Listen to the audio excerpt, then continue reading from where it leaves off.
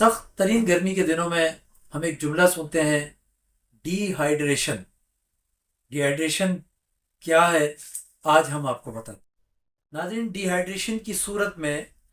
آپ کے جسم میں پانی کی کمی ہوتی ہے، اور اس پانی کی کمی کی صورت میں آپ کے جسم میں میٹابولک چینجنگ آتی ہیں، اور آپ کے جسم کے نظام میں کچھ تبدیلیاں آتی ہیں پانی کی کمی کی وجہ سے اور ڈی ہائیڈریشن کی۔ ڈی ہائیڈریشن کی صورت میں آپ کے جسم میں جو تبدیلیاں آتی ہیں یا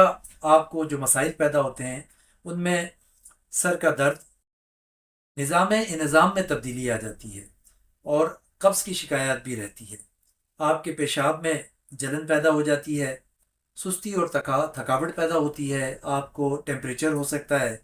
جلد آپ کی خشک ہو جاتی ہے اور اس کے امراض پیدا ہو جاتے ہیں۔ ساتھ ہی ساتھ آپ کے دل کی دھڑکن میں بھی اتار چڑھاؤ پیدا ہوتا ہے، اور یوں ایک ایسی صورت آپ کے جسم میں پیدا ہو جاتی ہے جس سے آپ کو مسائل پیدا ہوتے ہیں، اور آپ جو ہے اس گرمی کی شدت کی وجہ سے ڈی ہائیڈریٹ ہو کر، بلکہ ساتھ ہی ساتھ آپ کی جو رینل پرابلمز ہیں، جو رینل فنکشن ٹیسٹ ہیں آپ کے، وہ بھی ڈسٹرب ہو جاتے ہیں، آپ کے الیکٹرولائٹ ڈسٹرب ہو جاتے ہیں۔ تو یہ ڈی ہائیڈریشن ایک ایسا عمل ہے جو آپ کو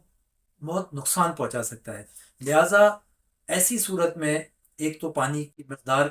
زیادہ سے زیادہ استعمال کریں، اچھا اور بہتر پانی استعمال کریں، آپ کے جسم میں جو پانی کی کمی ہے اس کو پورا کریں، اور ساتھ ہی ساتھ آپ اپنے کچھ ضروری ٹیسٹ بھی کر لیبارٹری ٹیسٹ کرائیں، جیسے آپ اپنے رینل فنکشن ٹیسٹ RFT کرائیں، یا آپ الیکٹرولائٹ کرائیں، تاکہ آپ کے سوڈیم پوٹاشیم کی مقدار کا تعین ہو سکے آپ کے جسم میں، اور یوں آپ اس ایسی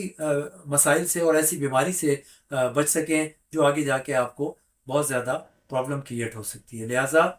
بہتر پانی پئیں اور ڈی ہائیڈریٹ ہونے سے بچیں۔